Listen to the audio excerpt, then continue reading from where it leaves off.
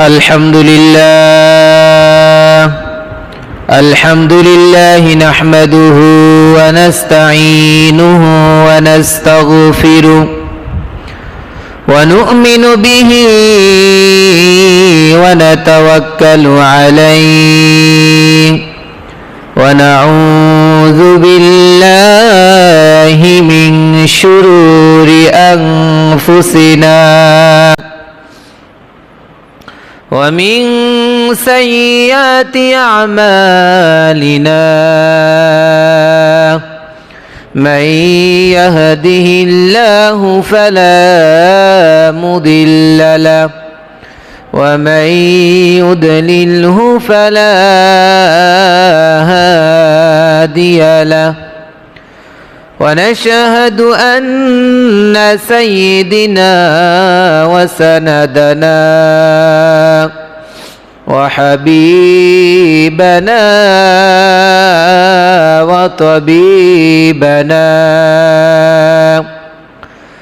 وطبيب قلوبنا وأرواحنا مولانا محمدا عبده ورسوله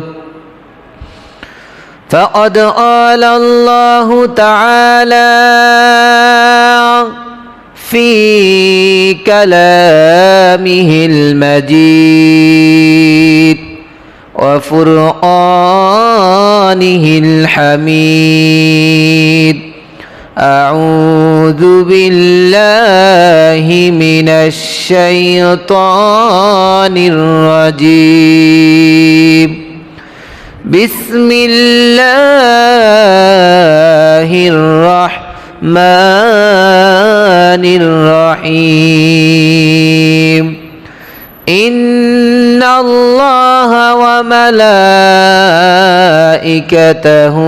يصلون على النبي يا أيها الذين آمنوا صلوا عليه وسلموا تسليما اللهم صل على سيدنا مولانا محمد وعلى آل سيدنا مولانا محمد اللهم صل على سيدنا مولانا محمد وعلى آل سيدنا مولانا محمد যেথায় থাকো যেভাবেই থাকো নবীজির আদর্শ মেনে নাও সেথায় শান্তি সেথায় মুক্তি যদিও তুমি মারা যাও আল্লাহুম্মা সাল্লি আলা সাইয়্যিদিনা মাওলানা মুহাম্মদ ওয়া আলা আলি সাইয়্যিদিনা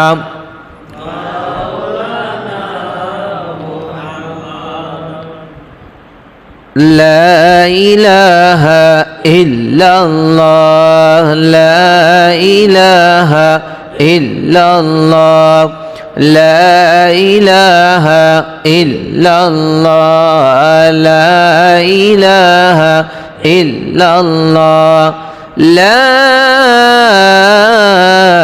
إله إلا الله محمد رسول الله صلى الله عليه وسلم الحمد لله মহান রব্বুল আলামিনের দরবারে লাখ কোটি শুকর ও সুজুদ যে মহান রব্বুল আলামিন আমাদেরকে এক সপ্তাহ পরে পবিত্র জুমার নামাজ আদায় করতে আল্লাহর ঘর মসজিদে আসার মতো তৌফিক দান করেছেন এই জন্য সবাই শুকরিয়া আদায় করি আলহামদুলিল্লাহ। দুরুদ ও সালাম বিশ্ব সবার সভাপতি শামসুদ্দোহা বদরুদ্দুজা নুরুল হুদা সৈয়দুল মুরসালিন রহমাতুল্লিল আলামিন জনাব রাসূলুল্লাহ সাল্লাল্লাহু আলাইহি ওয়াসাল্লামের শানে ও মানে, যার উসিলায় মহান রব্বুল আলামিন আমাদেরকে সৃষ্টি করেছেন। যেই নবীজির উসিলায় আল্লাহ তাআলা আসমান জমিনের সব কিছু সৃষ্টি করেছেন, এমন একজন নবীর উম্মত হিসাবে আল্লাহ তাআলা আমাদেরকে কবুল করেছেন। এই জন্য আমরা আরেকবার শুকরিয়া আদায় করি আলহামদুলিল্লাহ। আজকে যে খুতবার আলোচ্য বিষয় স্বামী স্ত্রীর হক সম্পর্কে আলোচনা, খুবই গুরুত্বপূর্ণ ইম্পর্টেন্টলি আলোচনা। আমরা গত সপ্তাহে আলোচনা করেছিলাম প্রতিবেশীর হক সম্পর্কে। প্রতিবেশীর হকের সাথে সাথে স্বামী স্ত্রীর হক জানা দরকার আছে কি আছে না বলেন? আপনি প্রতিবেশীর হক আদায় করলেন জান প্রাণ দিয়ে, স্বামী স্ত্রীর হক আদায় করলো না আর স্ত্রী স্বামীর হক আদায় করলো না, ওই ঘরে শান্তি আসবে বলেন? আসবে না। এই জন্য আমরা আসলে কোরআন এবং হাদিস থেকে অনেক দূরে সরে চলে গিয়েছি, যার কারণে আমরা এক একজন যারা বিবাহ করেছি স্বামীগুলো স্ত্রীর হক আদায় করতে পারতেছি না কোরআন হাদিস অনুযায়ী। আবার স্ত্রীরাও দিনদার না হওয়ার কারণে তারাও স্বামীর যে হক আছে সেই হক তারাও সঠিকভাবে আদায় করতে পারতেছে না। এই জন্য আমাদের সাংসারিক কলহ, আমাদের সাংসারিক ঝগড়া, আমাদের সাংসারিক মারামারি, ডিভোর্স, তালাক কম না বেশি বলেন? অনেক বেশি। সমাজের ভিতরে ডিভোর্স আলা মহিলা একটা জরিপে দেখা গিয়েছে প্রায় শতকরা 40% বেশি আছে। শতকরা 40% বেশি আছে।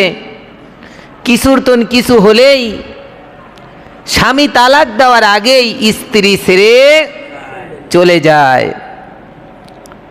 আবার স্বামীরাও মাথা গরম করে কিছুর তন কিছু হলেই এমন মায়ের দেয়, মায়ের জ্বালায় আর ওই নারী ঘর করতে পারে না।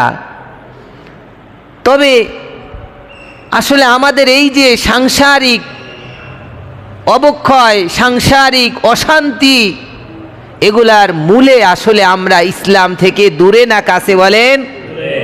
দূরে। আজকে যদি ইসলামিক শিক্ষা, রাসূল সাল্লাল্লাহু আলাইহি ওয়াসাল্লামের আদর্শ, তরিকা, সিরাত, সুরাত, পথ পদ্ধতি যদি আমরা অনুসরণ করতাম, আমাদের হকগুলো আমরা সঠিকভাবে আদায় করে ফেলতাম, আর মা বোনেরা তাদের হকগুলো সঠিকভাবে আদায় করত, ওই এক একটা সংসার জান্নাতি ঘরের মতো হয়ে যেত বলেন সুবহানাল্লাহ। আল্লাহ বলতেছেন লিয়াসকুনু ইলাইহা, যে নারী জাতিকে আমি সৃষ্টি করেছি পুরুষের প্রশান্তির জন্য বলেন সুবহানাল্লাহ। কিন্তু আমাদের সমাজের, আমাদের ফ্যামিলির যে অবস্থা, মনে হয় পৃথিবীর ভিতরে সবচেয়ে বড় অশান্তি কোথায় বলেন? স্বামী স্ত্রী। এমনও স্বামী স্ত্রী আছে দুইজনে মাসকে মাস চলে যাচ্ছে, স্বামী স্ত্রীর সাথে কথা বলে না, স্ত্রী স্বামীর সাথে কথা বলে না। এরকম আছে কি আছে না? আছে। তবে স্বামী স্ত্রীর মধ্যে কথা কাটাকাটি হওয়াটাই স্বাভাবিক, তবে সমাধান আছে কি আছে না বলেন? আছে। যদি আমরা কোরআন এবং হাদিসের আলোকে সমাধান করি, তবে সব সমাধান করে দেবে কে? আল্লাহ। মহান রব্বুল আলামিন সূরা রুমের 21 নম্বর আয়াতে আল্লাহ তাআলা বলতেছেন, অমিন আয়াতিহি আন খালাকালাকুম মিন আনফুসিকুম আজওয়াজাল লিতাসকুনু ইলাইহা ওয়া জাআলা বাইনাকুম মাওয়াদ্দাতাও ওয়া রাহমা ইন্না ফি যালিকা লাআয়াতাল লিকাওমিন ইয়াতাফাক্কারুন। বলেন না সুবহানাল্লাহ। আল্লাহ বলতেছেন, বান্দারে আমি এমন কিছু নিদর্শন সৃষ্টি করেছি যা দেখে যদি মুমিন বান্দা চিন্তা করে তবে তার জন্য ওই চিন্তাটুকুই যথেষ্ট হয়ে যাবে। বলেন সুবহানাল্লাহ। আল্লাহ বলেন ওয়ামিন আয়াতিহি আন খালাকা লাকুম মিন আনফুসিকুম, আমি তোমাদেরকে সৃষ্টি করার পরে তোমাদের একই জাত থেকে আমি নারী জাতিকে সৃষ্টি করেছি। বলেন সুবহানাল্লাহ। লিয়াসকুনু ইলাইহা, বান্দা কেন আমি সৃষ্টি করলাম? একজন স্বামী তার স্ত্রীর কাছেই প্রশান্তি পাবে, স্ত্রী থেকেই সে শান্তি লাভ করবে, এই জন্য আমি নারী জাতিকে সৃষ্টি করলাম। বলেন সুবহানাল্লাহ। ওয়াজআলা বাইনাকুম মাওয়াদ্দাতা ওয়া রাহমা, আর আমি স্বামী স্ত্রীর মধ্যে এমন ভালোবাসা, মোহাব্বত, আন্তরিকতা সৃষ্টি করে দিলাম, একজন বিপদে পড়লে আর একজন জান দিয়ে হলেও বিপদ থেকে রক্ষা করার চেষ্টা করে কি করে না? বলেন চেষ্টা করে। এর কারণটা কি?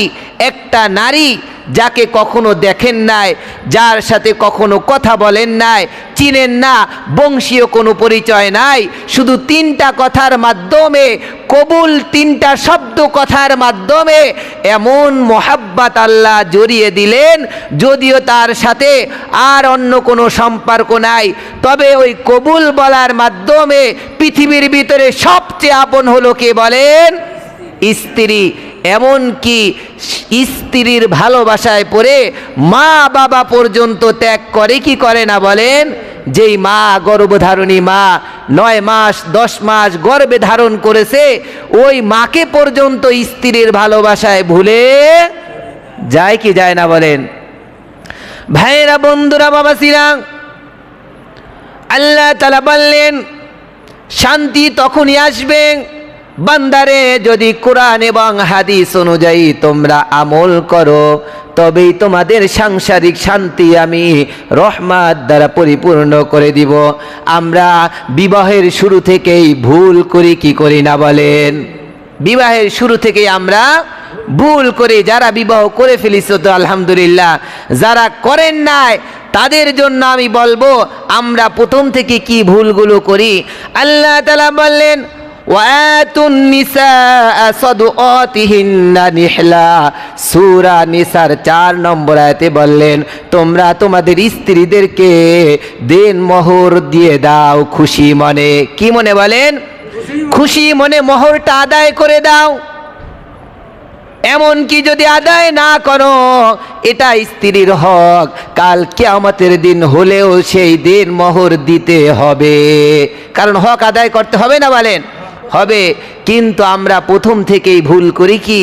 আমরা একটা যুবক চাকরি করে মাসে 20,000 অথবা 25,000 টাকা বেতন পায়, বিবাহ করতে হিমশিম খায়, বিবাহ করতে সাহস পায় না, কারণ বিবাহ করতে গেলেই মেয়ের বাবা প্রথমেই বলে কম পক্ষে 5 লাখ টাকা মোহর আদায় করতে হবে। এরকম আছে কি আছে না? বলেন বহু বিবাহ আছে, মোহরের টাকা নিয়ে এমনভাবে কথা কাটাকাটি হয়, লাস্ট পর্যন্ত বিবাহ আর হয় না।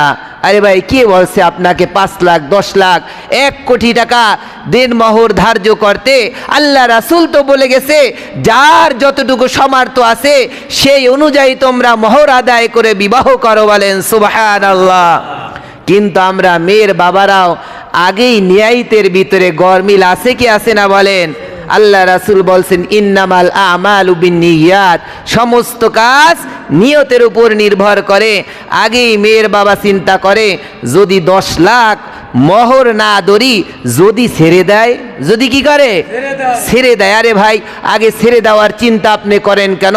বরকত দেওয়ার মালিককে বলেন আল্লাহ। এই জন্য আগেই এমনভাবে মোহর ধার্য করে যেন ছাড়তে আর না পারে, যদি ভাগ্যে না থাকে। আর যদি ছেলে খারাপ হয় যত টাকাই মোহর হোক তাতে রাখবে? বলেন রাখবে না।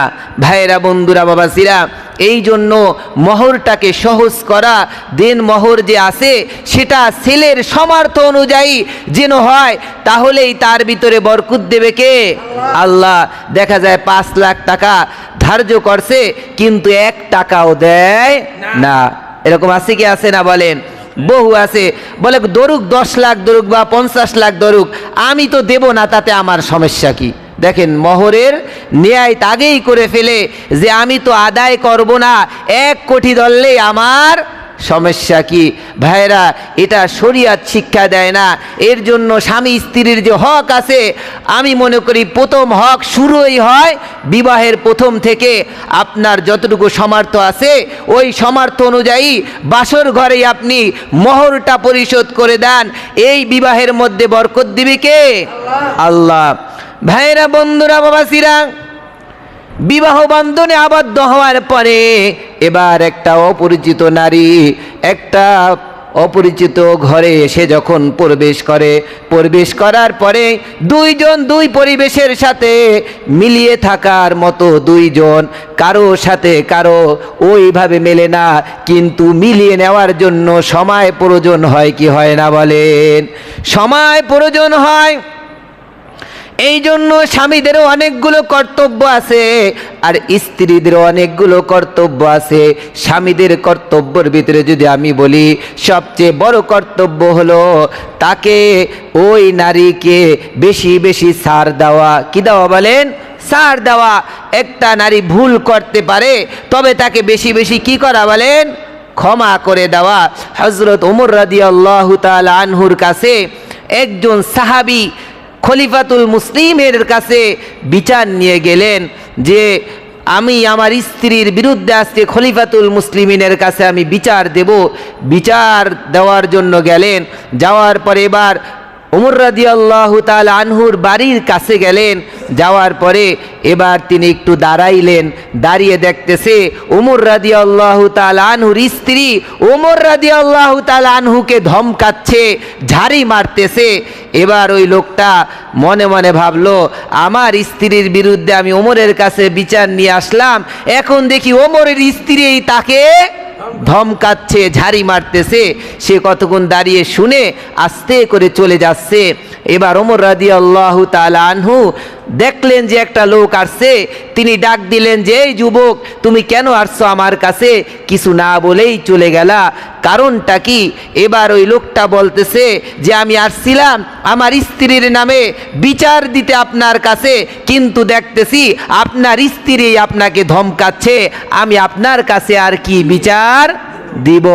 এবার ওমর রাদিয়াল্লাহু তাআলা আনহু বললেন, যুবক শোনো, আমার স্ত্রী আমার পিছনে যেই কাজগুলো করতে পারে, আমি আমার স্ত্রীর সেই কাজগুলো করতে পারি না। 1 নম্বরে হলো আমার স্ত্রী আমার সন্তান তার গর্ভে ধারণ করে, যা আমি একজন পুরুষ হয়ে কখনো সম্ভব না। আমার যে সন্তানগুলো থাকে, আমার সন্তানগুলোদেরকে লালন পালন করে, সময় মতো গোসল করায়, খাবার খাওয়িয়ে দেয়, আমার সন্তানগুলোর যা প্রয়োজন সাথে সাথে ব্যবস্থা করে, যা আমার ওমরের দ্বারা সম্ভব না। হে যুবক শুনো, আমার স্ত্রী আমার যতটুকু খেদমত করে আমি তার অতটুকু খেদমত করতে পারি না। আমার সম্পত্তি আমি যেইভাবে হেফাজত করার সুযোগ পাই না, কিন্তু আমার স্ত্রী ঘরে বসে আমার সম্পদ হেফাজত করে। এই জন্য এই দিকগুলো দেখে আমার স্ত্রীকে আমি বেশি বেশি ক্ষমা করে দেই। বলেন সুবহানাল্লাহ। যুবক যাও, তুমিও তোমার স্ত্রীকে ক্ষমা করে দাও, বরকত দেবে কে বলেন? আল্লাহ। এবার যুবক সেখান থেকে চলে আসলেন আর মনে মনে ভাবলেন, আজ থেকে আমার স্ত্রীকে আমি ক্ষমা করে দেব। আমাদের বৈশিষ্ট্য বেশি বেশি ক্ষমা করতে হবে কি হবে না বলেন? স্ত্রীদেরকে ক্ষমা করতে হবে। ভাইরা, বন্ধুরা, বাবাজিরা, আর এক বিষয় হলো স্ত্রীদের গোপন দোষ ত্রুটি মানুষের কাছে প্রকাশ করা যাবে না। আপনার স্ত্রীর যদি কোনো প্রকার দোষ থাকে, সেই দোষটা আপনি প্রতিবেশীর নিকট বলবেন না। বলাটা আল্লাহ রাসূল বলেছেন হারাম, হারাম, হারাম। কারণ স্ত্রী এমন একজন আল্লাহ রহমত স্বরূপ আপনাকে দান করেছেন, তার যদি দোষ হয় তাকে আপনি সুন্দরভাবে বুঝিয়ে শুনিয়ে সেই দোষ থেকে ফিরিয়ে আনার চেষ্টা করবেন। তবেই দেখবেন আমাদের সংসারগুলোতে শান্তি হবে, আরামদায়ক হবে। আরেকটি বিষয় হলো, আমরা স্ত্রীদেরকে বিশেষ করে বেশি বেশি হাদিয়া দেব। কি দেব বলেন? হাদিয়া দিব। আপনার আজকে সাংসারিক কোনো একটি বিষয় নিয়ে ঝগড়া লেগেছে, আপনি রাগ করে বের হয়ে গিয়েছেন স্ত্রীর সাথে, আপনি যান, আরে ভাই আপনার বয়স 60 বছর 70 বছর হয়েছে, কি হয়েছে? মানুষ বুড়া হয়, মন কখনো কি হয় না বলেন? বুড়া হয় না, হয় বুড়া বলেন? মানুষের মন কিন্তু মনেই থাকে। আপনার স্ত্রীর জন্য আপনি যান, একটা গোলাপ ফুল কিনে নিয়ে আসেন, একটা হাদিয়া যা পছন্দ করে একটা কিছু হাদিয়া কিনে আনেন, এনে আপনি তাকে দেন, আর বলেন তোমার সাথে রাগ করছি, কি হয়েছে, নাও এটা তোমাকে আমি গিফট দিলাম, হাদিয়া দিলাম। ওই স্ত্রী হাসি দিবে কি দিবে না বলেন? হাসি দেবে। আল্লাহ রাসূল বলছেন যদি স্বামী স্ত্রীর মোহাব্বত থাকে ওই সংসারটা জান্নাতের বাগিচা হয়ে যায়, বলেন সুবহানাল্লাহ। এই জন্য আমরা যারা স্ত্রীদের সাথে খারাপ ব্যবহার করি, আমরা সুন্দর সুন্দর ব্যবহার করব, ভালো ব্যবহার করব, দেখবেন সাংসারিক সুখ শান্তি আল্লাহ তাআলা পরিপূর্ণ করে দিবে। এবার আসুন, স্ত্রীদেরও কিছু হক আছে স্বামীর উপরে, তাদেরও কিছু কর্তব্য আছে, দায়িত্ব আছে। মা বোনদেরকেও বলবো শুধু স্বামী এই হক আদায় করবে আর মা বোনেরা করবে না, এটা হতে পারে না। আল্লাহ রাসূল সাল্লাল্লাহু আলাইহি ওয়াসাল্লাম হাদিসের ভিতরে আসছে, যখন যুদ্ধের ময়দান থেকে আসতেন, আসার পরে সাহাবায়ে কিরামদেরকে নিয়ে মসজিদে নববীর ভিতরে অবস্থান করতেন আর বলতেন এক দলকে যে যাও তোমরা মদিনার অলিতে গলিতে গিয়ে বলো আল্লাহর রাসূলের কাফেলা মদিনায় এসেছে, বলেন সুবহানাল্লাহ। এর কারণ হলো নারীদেরকে সতর্ক করে দাও যে তোমাদের স্বামীরা তো যুদ্ধের ময়দানে গিয়েছিল, তোমার স্বামীরা ফিরে এসেছে, তোমরা প্রস্তুতি গ্রহণ করো, সেজে গুজে পরিপাটি হয়ে স্বামীর জন্য অপেক্ষা করো, বলেন সুবহানাল্লাহ। সাজগোজ করতে হবে কার জন্য বলেন? স্বামীর জন্য। কিন্তু আমরা স্বামীর জন্য মা বোনেরা সাজগোজ না করে নিজেরা বাসায় যখন থাকি এমনভাবে অগুছালো থাকি, স্বামীর মনে চায় না স্ত্রীর দিকে ফিরে তাকাতে। কিন্তু না, আল্লাহ রাসূল বলেছেন তুমি পরিপাটি হও স্বামীর জন্য। আমরা স্বামীর জন্য যদি সেজে গুজে থাকি সেটা হবে আল্লাহ রাসূলের সুন্নাত। কিন্তু মা বোনেরা দেখা যায় স্বামীর জন্য না সেজে যদি বলে চলো মার্কেটে যাই, এমন সাজ দেয়, এমন মেকআপ করে, 1 ঘন্টা লাগে শুধু সাজগোজ করতে, তারপরে সেজে গুজে মার্কেটে যায়, তখন স্বামী রেখে অন্য পুরুষ তাকায় কি তাকায় না বলেন? তারা দেখে খুব মজা লাগে, আনন্দ নেয় যে খুব সুন্দর, খুব ভালো। ভাইরা, মা বোনেরা, তারা তাদের চেহারা দেখাইলো, হারাম কাজ করলো, জিনার কাজ করলো, দাউস হয়ে গেল। আল্লাহ রাসূল বললেন আর দাউসু লা ইয়াদখুলুল জান্নাহ, দাউস কখনো জান্নাতে প্রবেশ করবে না। এই জন্য আমরা মা বোনদেরকে বলবো আপনারাও পরিপাটি থাকুন, আপনারাও স্বামীর জন্য নিজেরা পরিপাটি থাকুন। আল্লাহ তাআলা এই সংসারের ভিতরে খায়ের ও বরকত বাড়িয়ে দিবে। এবার আসুন কালামুল্লাহ থেকে। আল্লাহ তাআলা সূরা নিসার 34 নম্বর আয়াতে বলতেছেন আর রিজালু কাওয়ামুনা আলান নিসা বিমা ফাদ্দালাল্লাহু বা'দাহুম আলা বা'দিন ওয়া বিমা আনফাকু মিন আমওয়ালিহিম ফাস-সালিহাতু কানিতাতুন হাফিজাতুল লিল গায়বি বিমা হাফিজাল্লাহ ওয়াল্লাতী তাখাফুনা নুশুজাহুন্না ফাইজুহুন্না ওয়াহজুরুহুন্না ফিল মাদাজি। আল্লাহ তাআলা জানিয়ে দিলেন একটা সংসার পরিচালনা করার জন্য কি কি করণীয় এবং কি কি বর্জনীয়, তোমরা স্ত্রীদের সাথে কি ব্যবহার করবে। সূরা নিসার 34 নম্বর আয়াতে আল্লাহ তাআলা সুন্দরভাবে বান্দাদেরকে শিক্ষা দিয়েছে, বলেন সুবহানাল্লাহ। কিন্তু আমরা কোরআন থেকে শিক্ষা নেই না, যার কারণে আমাদের জীবনটা এলোমেলো হয়ে যায়, আমাদের জীবনে শান্তি আসে না। আল্লাহ তাআলা প্রথমেই বললেন আর রিজালু কাওয়ামুনা আলান নিসা বিমা ফাদ্দালাল্লাহু বা'দাহুম আলা বা'দ। একটা সংসার পরিচালনা করার জন্য, নেতৃত্ব দেওয়ার জন্য ওই সংসারটার পরিচালক হবে একজন পুরুষ। কি হবে বলেন? পুরুষ। কি হবে? পুরুষ। দেখেন দেশেরও যে যতদিন নারী পরিচালক থাকে অতদিন ওই দেশে শান্তি আসে না। পুরুষ আল্লাহ তাআলা বলতেছেন একটা সংসারের কর্তা হবে, আর রিজালু কাওয়ামুনা আলান নিসা, নারীর উপরে পরিচালনা করবে পুরুষগণ। এখন আমরা একটু মিলিয়ে দেখি, যেই সংসারের নারী হলো মাতুব্বার সেই সংসারে শান্তি কম না বেশি বলেন তো? আসতে বলতেছেন, কম না বেশি? কম। কারণ নারীগণ যদি যেই সংসারে মাতবার হয়, পরিচালক হয়, সেই সংসারে শান্তি আসে না। আমার কথা না, কার কথা বলেন? আল্লাহর কথা। আল্লাহ বলতেছেন আর রিজালু কাওয়ামুনা আলান নিসাই বিমা ফাদ্দালাল্লাহু বা'দাহুম আলা বা'দ ওয়া বিমা আনফাউ মিন আমওয়ালিহিম। আল্লাহ তারপরে বলতেছেন, ও বান্দারা তোমরা কি জানো কেন পুরুষগণ পরিচালক হবে? এর কারণ হলো নারীর যত টাকা পয়সা, খাবার দাবার যা কিছু লাগে সব কিছুর ব্যবস্থা করে কে বলেন? পুরুষ। কে করে? পুরুষ। কিন্তু আমাদের সমাজে এমন কিছু সংসার আছে রোজগার করে পুরুষ, কিন্তু দিন শেষে নারীর কাছে জিম্মি অবস্থায় থাকে। আছে কি আছে না বলেন? স্ত্রীর অনুমতি ছাড়া এক প্যাকেট চিপস কেনারও ক্ষমতা না, এরকম পুরুষও আছে নির্যাতিত সমাজে। আছে কি আছে না বলেন? আছে।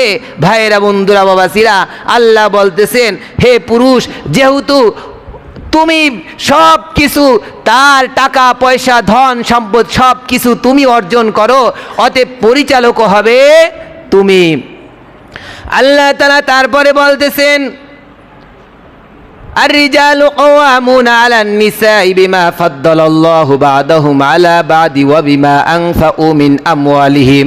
আল্লাহ তাআলা বলতেছেন অমুক নারী হলো সবচেয়ে সতীসাধী নারী, চরিত্রবান নারী হলো যে ফাসসালিহাতু কানিতাতুন হাফিজাতুল লিল গায়বি বিমা হাফিজাল্লাহ। ফাসসালিহাতু কানিতাতুন, আল্লাহ বলতেছেন যেই নারীরা তাদের স্বামীদের আনুগত্যশীল, এই নারীরা হলো নেককার। বলেন সুবহানাল্লাহ। তাহলে নেককার নারীদের যদি আপনি খোঁজ করেন তাহলে প্রথমেই সন্ধান করতে হবে এই নারীটা স্বামীর আনুগত্য কিনা। যদি আনুগত্য হয়, আল্লাহ রাসূল সাল্লাল্লাহু আলাইহি ওয়াসাল্লাম বললেন যদি কোনো নারী তার স্বামীর আনুগত্যশীল হয় তবে ওই নারী জান্নাতি। বলেন সুবহানাল্লাহ। আবার আল্লাহ রাসূল আরেকটা হাদিসে আসছে, আল্লাহ রাসূল বলতেছেন যদি কোনো স্ত্রী তার স্বামীর বিষয়ে সাক্ষ্য দেয় যে আমার স্বামী একজন নেককার, আমার স্বামী একজন ভালো চরিত্রবান, ওই স্বামী জান্নাতি। বলেন সুবহানাল্লাহ। কারণ গোপন তথ্য বেশি জানে কে বলেন? স্ত্রী। স্বামীর চরিত্রটা কেমন এই বিষয় বেশি অবগত থাকে কে বলেন? স্ত্রী। ভাইরা, বন্ধুরা, বাবাজিরা, আল্লাহ তাআলা বলতেছেন এইভাবে নারীগুলো যদি স্বামীর আনুগত্যশীল হয় তবে ওই নারীগুলো হয়ে যাবে নেককারিনী। আর তোমরা শুনে রাখো, এবার যেই নারীগুলো অসৎ, যেই নারীগুলো খারাপ, ওয়াল্লাতি তাখাফুনা নুশুজাহুন্না, আল্লাহ তাআলা দেখেন অসৎ নারীদের বিচার আপনি কিভাবে করবেন। আনুগত্যশীল না যেই সব নারীগুলো, তাদের সাথে আপনি কীরকম ব্যবহার করবেন আল্লাহ শিখিয়ে দিলেন। 4টা পয়েন্ট আল্লাহ তাআলা বললেন ওয়াল্লাতি তাখাফুনা নুশুজাহুন্না। যদি দেখো যে তোমার স্ত্রী তোমার আনুগত্যশীল নয়, সে খারাপ কাজের সাথে সম্পৃক্ত হয়ে যাচ্ছে, সে খারাপ কিছু করতে যাচ্ছে, তখন এই আশঙ্কা থাকলে তোমরা প্রথমেই ওয়াইজুহুন্না, তোমরা তাকে উপদেশ দাও। কি দাও বলেন? উপদেশ দেন।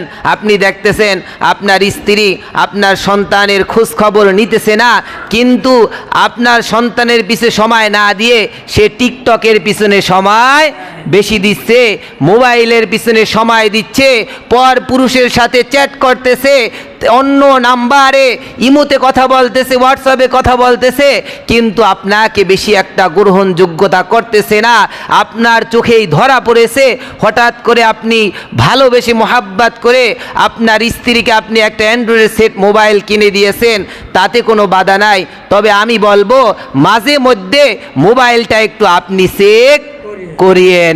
আপনি একেবারে আল্লাহর ওলি ফেরেশতা বলে তার কাছে মোবাইলটা দিয়ে রাখলেন, কিন্তু আপনার স্ত্রী পর পুরুষের সাথে চ্যাটিং করতেছে, আপনি খোঁজ খবরও নিলেন না, তাহলে আপনি স্বামী হিসাবে আপনার দায়িত্ব পালন করতে পারলেন না। আপনার দায়িত্ব হলো, আপনি যেহেতু দিয়েছেন, মাঝে মধ্যে বলেন যে স্ত্রী আমার ফোনটা তুমি চালাও, তোমার ফোনটা আমি চালাই, এই কথাটা একটু বইলা দেখেন কয়জন স্ত্রী রাজি হয়। যারা রাজি হবে মনে করবেন যে তাদের ভিতরে কোনো ঝামেলা নাই। ঝামেলা আছে বলেন? নাই। আর যারা কইবে কেন দরকার, আমার ফোন আমি চালাবো, তোমারটা তুমি চালাও, ফোনের বিষয়ে কোনো কথা বলবা না, তাহলে একটু তদন্ত কইরেন। যুবকরা বিশেষ করে বিবাহ করার পরে কয়েকদিন পর শোনা যায় মারামারি, কাটাকাটি, লাফালাফি, তারপরে তালাক হয়ে যায়, না হয় তালাক দেওয়ার আগেই স্ত্রী ভেগে যায়। যায় কি যায় না? এটা যায় শুধু পুরুষের কারণে। আমি বলবো, বিবাহ করেছেন, বিবাহ করার পরে আপনি আপনার স্ত্রীকে মনিটরিং করেন, আপনার স্ত্রীর খবর নেন যে পিছনে কোনো লোক আছে কি আছে না। যদি থাকে তবে তাকে ওয়াইজুহুন্না, আগে ওয়াজ করেন। কি করেন বলেন? ওয়াজ করেন। আল্লাহ বলতেছে, আমার কথা না, আল্লাহ বলতেছে আগে ওয়াজ করো, উপদেশ দাও। যদি উপদেশ না মানে, তোমাকে অ্যাবাউট করে তারপরেও সে ফোন চালাইতেছে, পর পুরুষের সাথে দেখা করতেছে, কথা বলতেছে, তাহলে ওয়াহজুরুহুন্না, দ্বিতীয় স্টেপ হলো, দ্বিতীয় পদক্ষেপ হলো তাকে ধমক মারো। কি করো বলেন? ধমক মারো। কিন্তু আমরা এমন পর্যায়ে পুরুষ নির্যাতিত, নারীদেরকে ধমক দেব কি? নারীরাই উল্টা পুরুষদেরকে ধমক দেয়, এরকম আছে কি আছে না বলেন? উল্টা ধমক দিয়া বসায় রাখে। না, পুরুষ তো সিংহের জাতি, তারা সব সময় সিংহের মতো। যেহেতু আমাদেরকে আল্লাহ পরিচালক বানাইছে, পরিচালক কে হবে বলেন? আমরাই হব। আমরা প্রয়োজনে তারপরে দ্বিতীয় হলো ওয়াহজুরুহুন্না, তাদেরকে ধমক দিব। আল্লাহ বলতেছেন, বান্দা যদি ধমকেও কাজ না হয়, তাহলে তৃতীয় ধাপ তোমরা ওয়াহজুরুহুন্না ফিল মাদাজি'i, তৃতীয় ধাপ হলো তাদেরকে তোমরা আলাদা বিছানা করে দাও। রাত্রিবেলা বলো যে তোমার সাথে আমি আর থাকবো না, তুমি ওই রুমে ঘুমাও, আমি এই রুমে ঘুমাবো। হাদিসের ভিতরে আসছে, একটা নারীর জন্য সবচেয়ে কষ্টের বিষয় হলো স্বামী থাকা অবস্থায় আলাদা ঘুমানো। এটা সবচেয়ে বেশি কষ্টের বিষয়। আল্লাহ রাসূল বলার সাথে সাথে আল্লাহ তাআলা চতুর্থ নম্বর ধাপ বললেন যে তোমরা প্রয়োজনে তাদেরকে প্রহার করো। কি করো বলেন? ওয়াদরিবুহুন্না, তাদেরকে প্রহার করো। নারীদেরকে প্রহার করার কথা বলা হয়েছে, তবে হাদিসের ব্যাখ্যায় আসছে এমন প্রহার করিও না, বিশেষ করে চেহারার ভিতরে তোমরা আঘাত করিও না, এমনভাবে প্রহার করো যেন আবার মার্ডার না হয়। এরকম প্রহার করিও না যেন জীবনটাই শেষ হয়ে যায়। আল্লাহ তাআলা বলতেছেন প্রয়োজনে হালকা প্রহার করো। তারপরেও যদি দেখো তারা সমাধানে না আসে, তবে ছেলের পক্ষ থেকে এবং মেয়ের পক্ষ থেকে দুইজন গার্জিয়ানকে আনো, এসে সালিশের ব্যবস্থা করো। যদি সমাধান তোমরা চাও, তবে আল্লাহ তাআলা সেই সমাধান করে দেবে, বলেন সুবহানাল্লাহ। আর যদি দেখো তারপরেও সমাধান হয় না, তবে তালাক দেওয়া শরিয়াতে জায়েজ আছে কি আছে না বলেন? আছে। ভাইরা, বন্ধুরা, বাবাজিরা, এই জন্য আমরা কোরআনের নিয়ম অনুযায়ী পালন করব, তাহলেই দেখবেন আমাদের সংসারে শান্তি আসবে। কিন্তু দেখেন, প্রত্যেকটা স্বামীর জন্য অনেক চ্যালেঞ্জিং হয়ে যায়। প্রত্যেকটা স্বামীর একটা সংসার পরিচালনা করার জন্য মাথার ঘাম পায়ে ফেলতে হয়, কিন্তু স্ত্রীদের এই দায়িত্ব আল্লাহ দেয় না। দিন শেষে দেখা যায় একজন মায়ের জন্য, একজন বোনের জন্য স্বামীর চেয়ে জান্নাতে তার যেতে সহজ না কঠিন বলেন? সহজ। ওয়ান আনাস রাদিয়াল্লাহু তাআলা আনহু ক্বালা ক্বালা রাসূলুল্লাহ সাল্লাল্লাহু আলাইহি ওয়াসাল্লাম আল মারআতু, আল্লাহ রাসূল সাল্লাল্লাহু আলাইহি ওয়াসাল্লাম বললেন যে একজন নারীর মাত্র 4টা কাজ করলে ওই নারী জান্নাতের যে কোনো দরজা দ্বারা ইচ্ছা করে জান্নাতে প্রবেশ করতে পারবে, বলেন সুবহানাল্লাহ। 4টা কাজ মাত্র। কয়টা কাজ বলেন? চারটা কাজ। তার ভিতর হলো ইদা সাল্লামতা খমসান, আল্লাহ রাসূল বললেন 1 নম্বরে 5 ওয়াক্ত নামাজ যেই নারী সঠিকভাবে আদায় করবে।